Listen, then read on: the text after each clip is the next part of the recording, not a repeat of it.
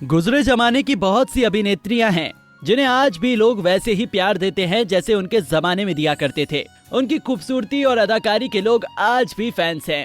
उन्हीं में से रही है आशा पारेख, जिन्होंने लंबा समय इंडस्ट्री पर राज किया और इन दिनों वो फिर से लाइमलाइट में बनी हुई हैं। दरअसल आशा पारेख को सिनेमा जगत का सबसे बड़ा दादा साहेब फाल्के पुरस्कार मिलने जा रहा है।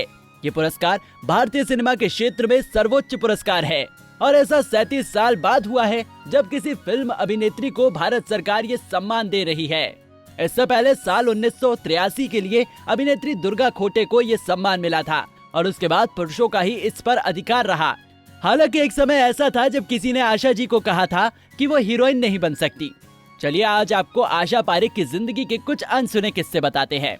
2 अक्टूबर को जन्मी आशा पारेख महज 10 साल की थी जब उन्होंने फिल्म आसमान से बतौर चाइल्ड आर्टिस्ट अपने करियर की शुरुआत कर ली थी। हालांकि फिल्म चली नहीं तो आशा फिर से पढ़ाई में बिजी हो गई थी।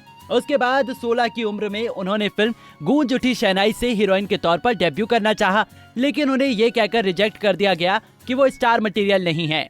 लेकिन नासिर हुसैन ने उन्हें उसी साल दिल देके देखो में साइन किया और फिल्म सुपरहिट रही। इसके बाद आशा पारेख ने कभी पीछे मुड़कर नहीं देखा। उसके बाद नासिर हुसैन साहब के साथ ही उनकी 6 फिल्में आई और सभी हिट रहीं। आशा और नासिर के बीच एक खास बॉन्ड भी बन गया। चलिए अब उनकी पर्सनल लाइफ के बारे में बताते हैं। ऐसी लाइफ जिसमें लाखों चाहने वाले होने के बावजूद आशा एकदम अकेली पड़ गई थी। 2 अक्टूबर 1942 को गुजराती परिवार में जन्मी आशा अपने माँ बाप की इकलौती संतान रही हैं। उनकी माँ सुधा उर्फ सलमा एक बोहरा मुस्लिम थी और पिता बचूभाई पारेख हिंदू गुजराती थे। हालांकि बचपन में वो डॉक्टर बनने का सपना देखती थी और डांस की भी शौकीन थी।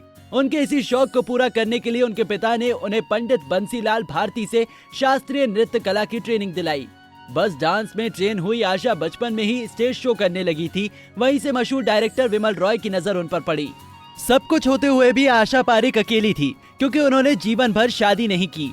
आशा ने सच्चे दिल से नासिर साहब से ही मोहब्बत की, लेकिन उनसे कभी शादी करने का नहीं सोचा क्योंकि नासिर हुसैन पहले से ही शादीशुदा थे और आशा किसी का बसा बसाया घर बर्बाद नहीं करना चाहती थी। इसलिए उन्होंने ताउम्र ऐसे ही कुंवारा रहने का फैसला लिया।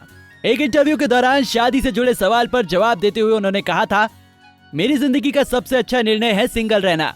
मैं एक शादीशुदा आदमी से प्यार करती थी, लेकिन मैं नहीं चाहती थी कि मैं कोई घर तोड़ने वाली औरत बनूं। तो मेरे पास एक यही चॉइस थी कि मैं सिंगल रहूं और मैंने अपनी पूरी जिंदगी ऐसे ही गुजारी है। हालांकि आशा ने एक बच्चे को गोद लेना जरूर चाहा था, लेकिन उनका वो सपना भी अधूरा रह गया। दरअसल जिस बच्चे को वो गोद लेना चाहती थी वो कई बीमारियों से ग्रस्त था, इसलिए डॉक्टर ने उन्हें इसकी अनुमति देने से मना कर दिया था। लेकिन पर्सनल लाइफ में आशा पारेख एक समय इतनी दुखी हो गई थी कि जीना नहीं चाहती थी। दरअसल माता पिता के देहांत के बाद वो अकेली पड़ गई थी, लेकिन उन्होंने खुद को संभाला। फिलहाल आशा जी अपनी डांस एकेडमी कारा भवन व अपने नाम पर मुंबई में बने अस्पताल चलाने में व्यस्त रहती हैं। वहीं अपनी बेस्ट फ्रेंड वहीदा रहमान और हेलेन के साथ समय भी गुजारती हैं।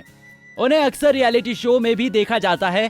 उनके पास पैसे की भी कमी नहीं है। उनकी कमाई $23.5 मिलियन बताई जाती है। इसके अलावा उनके पास कई महंगी गाड़ी समेत मुंबई में आलीशान घर भी है। फिल्म इंडस्ट्री में उनके योगदान के लिए उनको film fair life time achievement award मिला। उन्होंने सेंसर बोर्ड के अध्यक्ष के तौर पर भी बिना तनख्वाह के अपनी सेवाएं दी। 1992 में भारत सरकार ने सिनेमा में उनके योगदान के लिए पद्मश्री से सम्मानित किया।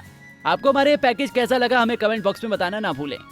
नारी से जुड़ी मोर अपडेट्स के लिए हमारे इंस्टाग्राम को फॉलो, फेसबुक को लाइक और यूट्यूब चैनल सब्सक्राइब करना ना भूलें।